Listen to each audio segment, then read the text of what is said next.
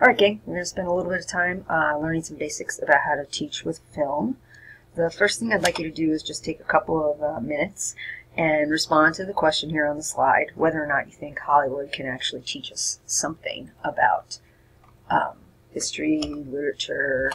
Oh, the blankie. Oh my God. Okay everyone, we're going to spend a little bit of time learning about how we can use film a little more effectively to teach math, science, social studies, and language arts. And so the first thing I'd like you to do is just take a minute or two and jot down your response to the question of whether or not you think Hollywood can actually teach us about the disciplines that we learn in school.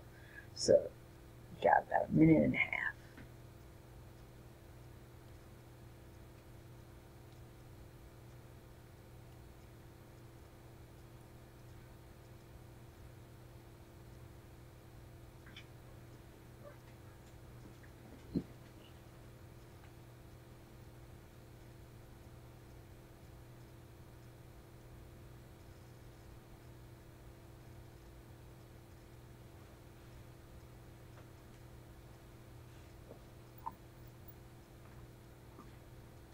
Okay, wrap up your thoughts, and we're going to move forward. We'll come back to what you believe a little bit later and talk about it in class on Thursday.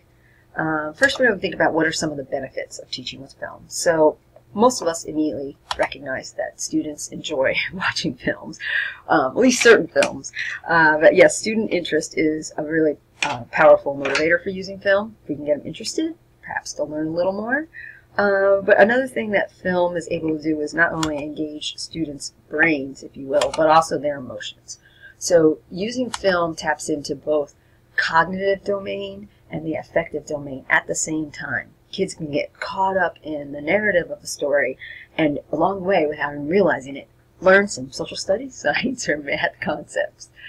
Another reason why film is super important and the benefits is that visual media can often make things that seem very confusing to kids much easier to understand than if they just read about it. If they can see something happening in a film that reflects the concept they find difficult, more likely they'll learn it. And then, importantly for us as social studies folks, is that films actually can help kids see other worlds outside their own, and other perspectives in a way that print-based media can't. So there's lots of reasons or benefits to using film. There is, the most important one, I think, is the fact that we can use film to disrupt stereotypes and other sorts of misconceptions that kids have.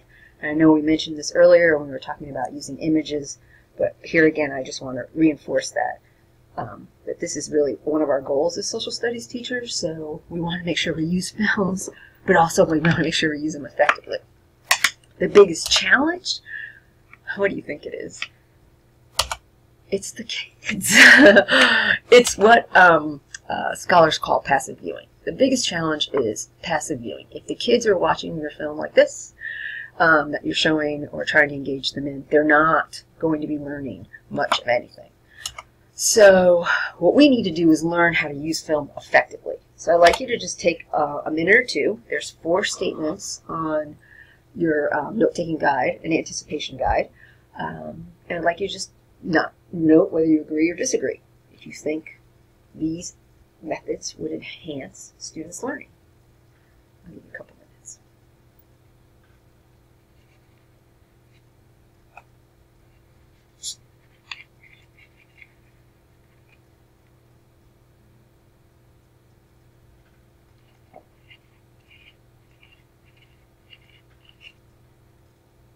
Okay. And I'm going to ask you to bring these with you to class on Thursday, because we're going to, again, return to this anticipation guide in class. Okay. So how are we going to avoid this with our students? There's actually a framework for using film effectively that parallels how to support students when they're reading something in the classroom. It's the pre-viewing, during viewing, and post-viewing approach. Same thing that we did with reading, right? And I'm going to violate every rule that I have attempted to teach you about PowerPoint here, because there's going to be lots of words and lots of bullet points on this slide. All right, pre-viewing. Very similar to reading. What's the number one thing you need to do? Activate your students' prior knowledge, right? What might they already know about this topic, this historical event, this place in the world before they start watching? Secondly, you want to make sure you can make some connections to their lives what the film that they're about to see. You want to provide some introduction, not huge, not talking for a half hour, just a context for what they're viewing. And most importantly, just as with reading, you explicitly tell the students what you want them to watch for.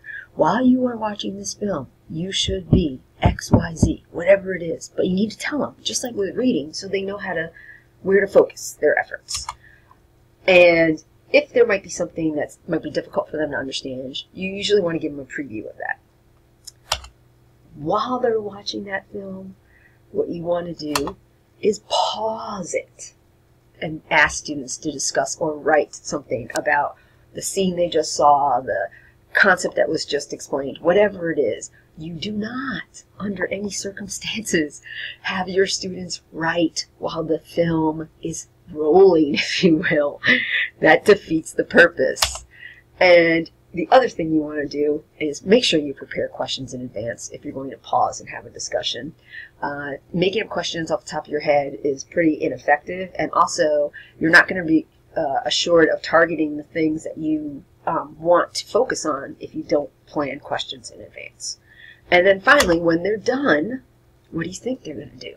Just as with reading, they need to use what they have learned in some way from watching this film. So they're going to apply it, analyze it, evaluate it, whatever it is. So you can see there's lots of parallels here with designing a reading activity. The previewing, during viewing, and post-viewing structure can help you plan a really effective way to use films. And we're going to come back and talk about some examples of strategies in class on Thursday. So with social studies, really some of the most important reasons why we want to teach with film is, you can see here represented in this small concept map. And I think for a lot of us, it's the ability for kids to be able to visualize the past, like a world that might seem very foreign and strange to them. So make sure you jot these down, because as social studies teachers, our first goal, as with anything, like with a discussion or a reading or direct instruction, you want to identify what is the purpose. Why am I doing this to begin with? Okay? And then reminding ourselves that the only way any of that is going to be achieved is if we engage in active guidance. It's not about putting the film in, sitting down, and catching up on your grading. You can do that, but you're not using film as a teaching tool then. Okay, and lastly, what kind of criteria are we going to use for selecting film, especially in the social studies? Well, first of all, as much as I like the black and whites and the older films, and I think we can learn a lot about historical periods, the age of the film will have a lot to do with how much interest and engagement you see in your students. So you want to be careful about that. I'm sure most of you lean toward more recent films, but that's just something to be aware of. The second thing is we want to look at the accuracy of the ways in which time periods are depicted, or different cultures are depicted, or the roles of men and women are depicted. Whatever it is, our job is to find out how accurate this film is before we use it. And if there are inaccuracies in it, how are we going to pause the film at those places and help our kids recognize the ways in which it's inaccurate? Don't just let it play on through. And then finally, the last one is we need lots of different perspectives if we're going to show a film. So you can see here by this cartoon, every time I look at it, I'm like, no, it's 3. No, it's 4. You want to use films that will help kids understand that there are always multiple perspectives on any historical event or culture or current event or whatever it is. So that's pretty much it in a synopsis. Overview of ways to use film effectively. Remember that pre, during, and post-viewing framework. And when we come to class on Thursday, we're going to do a couple of model lessons using film and fill in the rest of this note-taking guide, getting some strategies down for how we can activate students' prior knowledge and all that good stuff. All right, thank you very much.